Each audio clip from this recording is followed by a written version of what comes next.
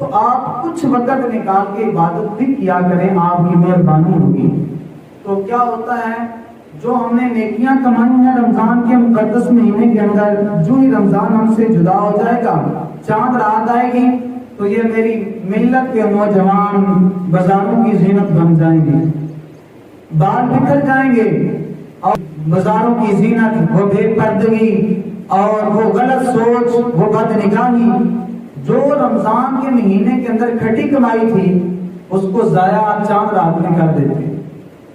بھائی میں سب سے پہلے یہ پوچھتا ہوں، آپ کو سارا ماہ توفیق نہیں ہوگی ضرورت کی اشیاء خریدنے کی، چاند رات میں وہ بے حیائی کو فروغ دینے کے لیے صرف آپ جاتے ہیں، پھر ساری رات یہ نوجوان سوتے نہیں جاگتے رہتے ہیں، جب فجر کی نماز کا وقت ہوتا ہے تو حضرت صاحب سو جاتے ہیں، سوتے میں فجر بھی چلی جاتی ہے اور ان کی نماز تک بھی چلی جاتی ہے۔ بھئی کیا یہ شاپنگ کرنا چاند رات کو یہ ضروری تھا کہ نماز کی حفاظت کرنا ضروری تھا، نگاہوں کی حفاظت کرنا ضروری تھا، فجر کی نماز کی اہمیت کو سمجھنا ضروری تھا، اور پھر نماز عید الفطر یا عید الاضحیٰ ہو جو بھی ہو اس کی اہمیت کو سمجھنا، بروقت اس کو ادا کرنا ضروری تھا۔ اور پھر چاند رات کی کتنی فضیلت ہے اس رات کو جاگنے کی۔ اللہ کے رسول علیہ السلام نے فرمایا عید الفطر ہو یا عید الاضحیٰ، اس رات کو جاگ کے شب بیداری کرتا ہے، اللہ کی بارگاہ میں گر گڑاتا ہے۔ فرمایا جب سب لوگوں کے دل مردہ ہو جائیں گے، اس بندے کا دل مردہ نہیں ہوگا جو ان راتوں میں جا کے اللہ کی عبادت کرتا ہے۔ کتنی فضیلت کی بات ہے۔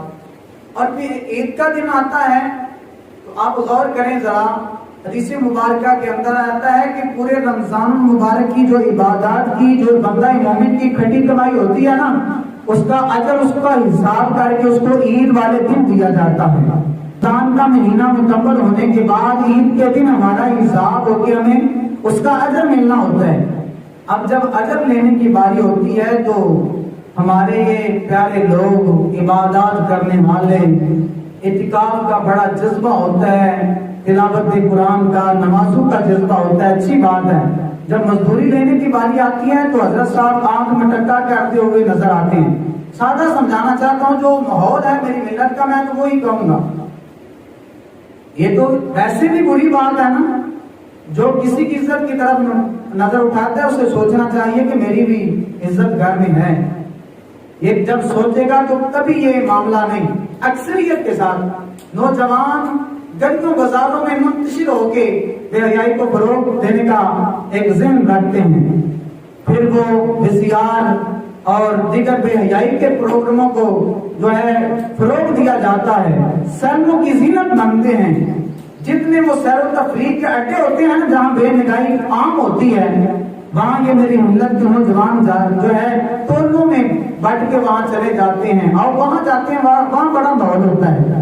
لعنت ہے اس ماحول پہ جس کو تم ماحول کہتے ہو۔ تمہاری اس دن تمہیں مزدوری ملنی ہے اور تم وہاں بے حیائی کر رہے ہو۔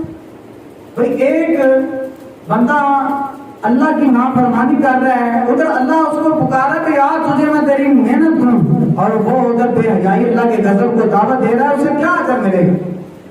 اس کو سمجھنا چاہیے ہمیں، ان باتوں کی طرف ہم توجہ نہیں کرتے، اور ہوتا یہی ہے ایک کوئی موقع ہے، یہ بھی ضروری سمجھتا ہوں واضح کرنا۔ پھر ایک اور پیغام عرض کر کے بات کو سمیٹ لیتا ہوں۔ دوسرا پیغام یہ بھی ہے پھر مسجد، بھئی نماز جو ہے اللہ تعالیٰ نے یہ نہیں کہ رمضان میں بھی فرض فرمائی ہے، بندہ مومن پہ، ہر عاقل بالغ مسلمان پہ اللہ تعالیٰ نے 5 وقت کی نماز فرض فرمائی ہے، ہر حال میں ہمیں ادا کرنا ہے۔ بندہ بیمار ہو جائے نا تو معافی اس کو بھی نہیں، اس کی نماز کی ادائیگی کے احکام چینج ہو جاتے ہیں۔